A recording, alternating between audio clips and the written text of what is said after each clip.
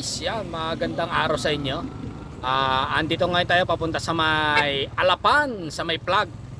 Yan. At kahit mainit, yan. Punta tayo doon at bisitahin natin yung lugar na ito. At dito ay merong mga ginawa kami noon na kalsada sa lugar na ito. Tingnan natin. At nung nakaraan nga, ito ay binuhusan na at maganda na. Balikan lang natin, tapos puntahan din natin yung may tabi ng SM Bukandala. Yung lugar na yun ay ginaba na yung may bahay. Tingnan din natin kung anong sitwasyon na doon.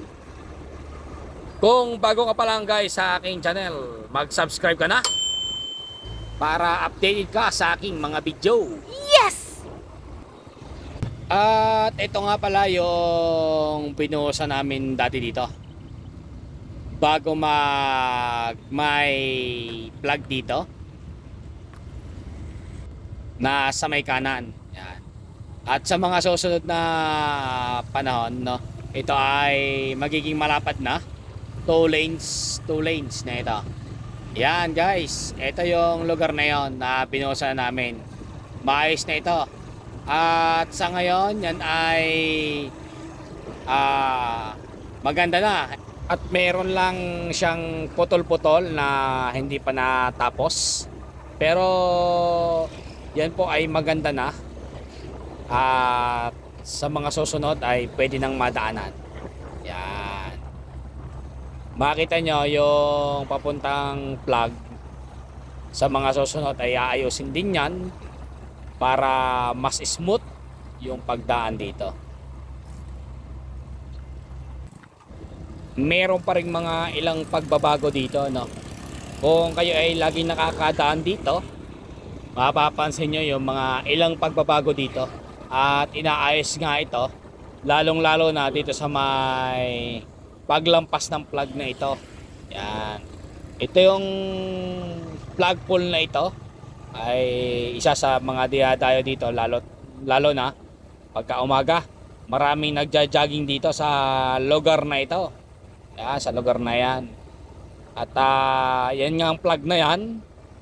Nung may nakapagsabi lang sa akin na yan pala ay, kaya dito itinayo ay dito pala ay pag-alaala pala yan sa sa naging labanan dati dito sa may Alapan.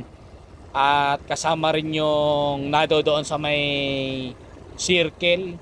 Kaya pala meron dong ginawa ng mga rebulto ng ng mga parang galing sa gera.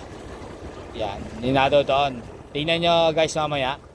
Yung pala ay pag-aalaala doon sa naging labanan dito kung kailan nangyari yon. Kaya pala ginawa din yon. Kaya nung minsan nagtataka kung bakit may mga ganong estatwa na ginawa doon sa may circle ng Alapan. Meron palang kwento yon. May nakapagsabi lang sa akin na yung pala yon, nung pag-alaala pala yon sa naging labanan dito noon. Naging gera, yung panahon ng gera, may ganun palang labanan dito. Yan. Yan nga pala, no, paglabas natin dito, may ginagawa na rin dito yung center island. Ayan, inaayos na rin. At yung dati na pagkaliwawan nyo dito, tapos merong lugar na kinakananan dito, ay ito'y sarado na.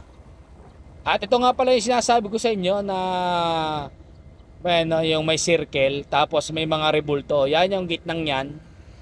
Yan, kung mapapansin nyo, yan, may mga dyan, may mga rebulto ng mga tao. At ito nga pala yung sinasabi ko sa inyo na dating daan papalabas ng McDo dyan sa may Bukandala. Yan. Ayan, silipin ulit natin yan. Pag po kayo mapapadaan dito, yung rebulto nga na yon na madami. Ayan, pag-alaala pala nila yon sa naging digmaan dati dito. Napansin ko lang at may nakapagsabi sa akin. Akala ko kasi design lang siya doon, pero hindi pala. May pinanggalingan pala siya. Sige, di tuloy tayo sa pagpunta dito. Sa lugar na ito, pagkagabi ay meron ding mga naglalaro at dahan-dahan lang po, lalo na four wheels. Lalong-lalo na yung mga kabataan. May mga naglalaro dito ng nakamotor eh. Ingat-ingat lang po kayo. Diyan sa may dulo po nito. Yan. Yan. Pagka natapos po ito ay diretso na ito papunta dyan sa may SM Bukandala. Yan. Sa lugar na ito, sa ngayon ay siyempre kakanan muna tayo. Dahil naka one way pa yung lugar kung saan manggagaling yung SM. Yan. Kung mapapansin nyo yan, tumbok po na ito. Yan ay SM Bukandala. Yan po, at mapapansin nyo ay Gibana. Yan o. At sa mga susunod nga po, yan ay gagawin na rin kalsada para lusutan yung mga sasakyan dyan. Hindi na dadaan dito sa may McDo. Yan. At ito naman, nung bumalik na ako, nakasakay naman ako sa aking truck. Yan. Galing ako sa pagbubuhos. At yan yung giniba na dito. Yan. At sa mga susunod ay magiging kalsada na rin yan at lalapad na ang lugar na ito. Mawawala na itong one lane na ito, one way na ito.